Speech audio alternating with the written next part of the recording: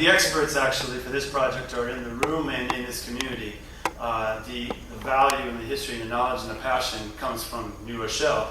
So we don't want to talk too much about Shaw, but we do have some relevance projects that we think are important. Krista said they fall into three categories really, which is performance and entertainment, and then waterfront and adaptive reuse. So we've hit all the major topics that this site addresses, which I think is really important, and you'd be hard-pressed to find another firm that has experience working in all three of these venues. Yeah, the first one is a small and a very non-controversial project that is in Brooklyn. The client for that one is someone who owns the adjacent property to the Armory, which is very coincidental, Forest City.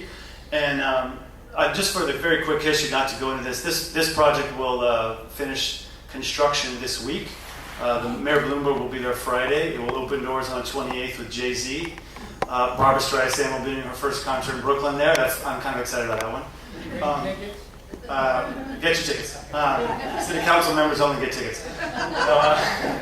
But I think we've learned a lot. I think we've been able to build high design for low cost, actually.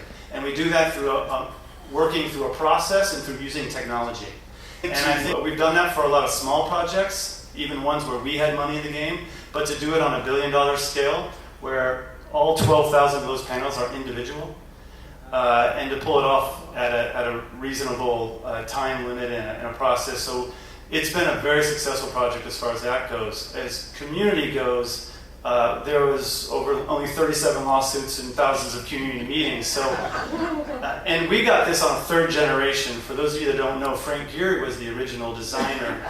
When the community changed, when the economy changed, it landed in our lap. And can you solve the problem? Can you build something and design something in the context of the neighborhood of Brooklyn that we could afford and that people would accept?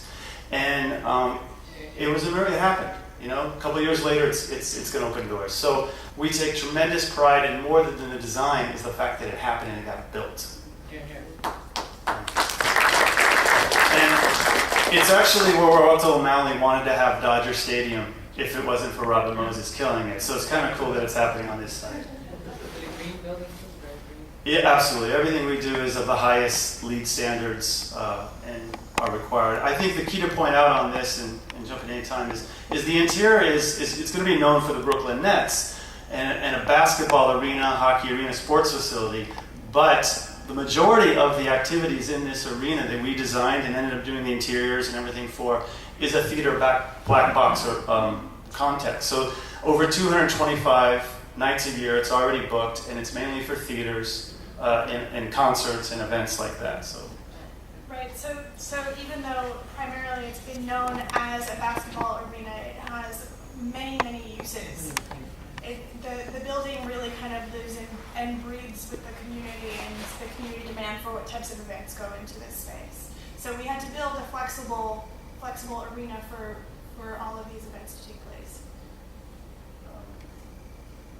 Another kind of just quick example. So for Goldman Sachs, another small and very not well-known client of ours, this is in their headquarters in New York.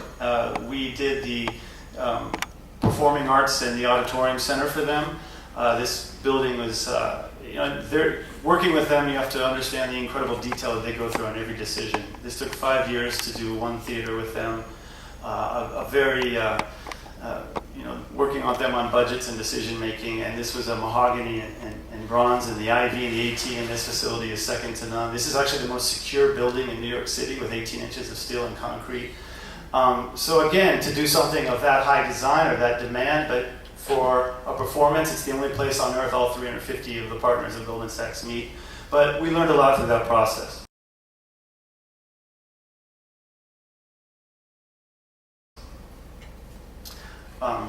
On Waterfront, there's a lot of other auditorium space and things we have designed, but to move to the Waterfront, because this is interesting that I think one of the HRNA studies and one of the things about New Rochelle, and Ron mentioned the term Queen of the Sound, is the connection to the waterfront. And this site currently doesn't have the connection for the public to the waterfront. And how do you bring that back? We did a project about a decade ago in Greenport on the North Fork of the Long Island, and Greenport was basically an undeveloped waterfront there across from Shelter Island. The retail along the main street of the town was in very distressed. The residential around there was also not very desirable. And we decided to do a full master plan of the waterfront, put in public space for year-round use of carousel that was renovated and moved to this site to basically a skating rink that's used as a playhouse in the summer. So basically lying down the framework, which I think the Armory is important for, year-round, flexible, daytime, nighttime activities that you have to have for programming. And this project was also very much community-driven, so there were a good number of community meetings and community outreach that was done throughout the process. So and I just also want to point out this was one of the first projects that kind of founded SHOP and where the five founding partners of SHOP came together to do this project. So just in the DNA of our firm, working with a lot of voices and really kind of being able to take and distill opinions and just kind of, how would you describe it? It's in our DNA. It's how we work. We don't necessarily have a style that we design to, but we kind of design for our users. Yeah, it's performance-based. It's easy to draw a pretty picture, but you have to decide what the users want to use it for, and that will design it for it. And the program manager on this project actually lives now a few blocks away in a house. He fell so in love with the community, he moved there and commutes to New York City on the weekdays. I think that defines our firm. This is another project on the South Street Seaport. So we've been working for several years with the city of New York in the community there along the seaport, which is one of the oldest and historic neighborhoods. And basically, this was a great project to connect downtown New York to the waterfront. What happened is through the FDR, the highway being built, and the piers that were traditionally used for non-public purposes, there was no connection or access to the waterfront. Right off of Wall Street and right by one of the oldest and most beautiful neighborhoods. The idea is to connect the community from tourism, from individuals, to be able to use the waterfront. So we put in a public space, we've renovated a pier. We actually created real estate in New York, which is actually a unique idea, by putting a double-decker pier in. The bottom is museum and restaurant. The top is a public space for coming out and eating lunch, taking views of the Brooklyn Bridge and the city. And it's been a highly successful project to where now even the highway, the FDR, is getting skinned underneath it, and program space for classes, for community organizations is happening underneath, along the waterfront. That used to be just a place for old buses to sit. Right, and this space it was instantly popular as soon as it opened. Just on the weekends you would drive past and there wouldn't be an inch of space on the turfed lawn that was on top of the roof of the pier. So and weeks before it opened, nobody occupied that space, and people found it and used it, and it's already become loved. It hasn't even been open for 4 months. Our favorite part of the project is this one. If you notice, they're sitting in seats on the waterfront. They're a little higher than normal. So we actually convinced the city of New York, which is a very difficult city council to work with, to put the bars a little higher so you feel like you're in a bar. So this is cocktail height, we call that. So designing waterfront for cocktail height, I think, is a fantastic thing.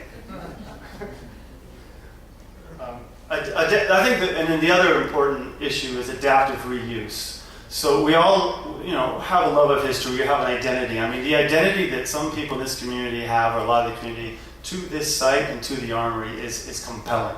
I mean, it's emotionally drawn. The narrative is strong. And how do you take that narrative and make it reused, economically viable, and also beautiful? So we've had a few projects like that have become the DNA of our firm as well. This is actually next to the South Street Seaport project that we have earlier and continues on. This was a site in New York that was leased out to a developer about 10 years ago for $1 billion. And they decided to put a shopping mall there. Now, there's one thing that's truly a failure in New York. You don't put a shopping mall in the middle of Manhattan. It just doesn't work. And so they've lost money for over a decade. And we've worked with them in the last 5-6 years and gone through community meetings, actually 217 of them. And we just got this building passed through landmarks and through the city community board. This will be a new retail, plaza, food, multi-use center that will go in. And on top of this is actually right next to the Brooklyn Bridge, right by downtown. And on the top is the proposal is for a community theater. So that'll be a theater performing arts space on the green roof on top of the department store, public plaza, and food retail. We've also done some adaptive reuse of buildings where the original entity of the building, the original bones of the building is kept and there's a new building. On the left is called the Porter House. The Porter House is in the Meatpacking district. We actually closed on this property as also a co-developer the day after 9/11. So if you talk about learning about how to take risk and how to push a project through in a neighborhood that was going through transition, for all of you who know the history of the Meatpacking district, it's really gone through a lot of changes, and the Porter House was one of the first projects to really tip that off. We actually bought the historic building underneath, which was a warehouse, and we built a zinc building, modern building on top of it, and we had to cantilever over the old steakhouse. Basically, the steakhouse next to it wouldn't sell. So in New York, you can buy the rights above the building. So to be able to pay more than the other developers, we decided to build over it and get extra space. So, but it became a fantastic project. It's now a historic landmark area, and the building behind it was purchased for $2 billion by Google last year. So the neighborhood has definitely changed.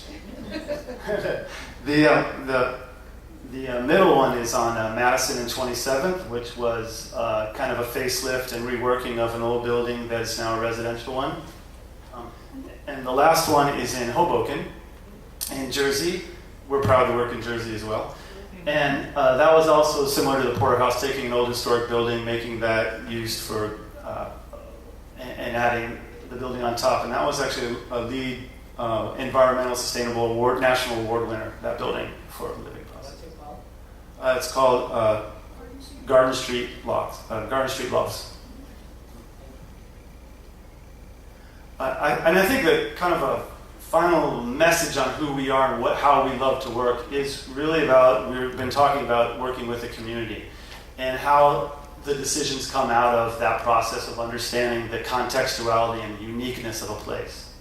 And we've had lots of clients that have really been able to work with on this level. As I mentioned, Google in the middle. We did a lot of design for Google, including all of their executive interior spaces, and Krista did a lot on that project. And working to understand how they work and what their interior space looks like versus Goldman Sachs is a completely different experience. So we don't walk in with the way we work and this is how it's going to look. It's a shop project. We will understand what they need and how they operate and everything. I think this is a confusing diagram that can be simply summarize what we've been talking about. On the top is a traditional project, actually, where the picture is drawn or a decision is made by a developer or a city, and then that gets rammed through a planner or a builder, and then they try to remove the good design and all of the intent because they have to price it out, and then the product on the outside, everyone learns to figure out how they use it and don't really like it.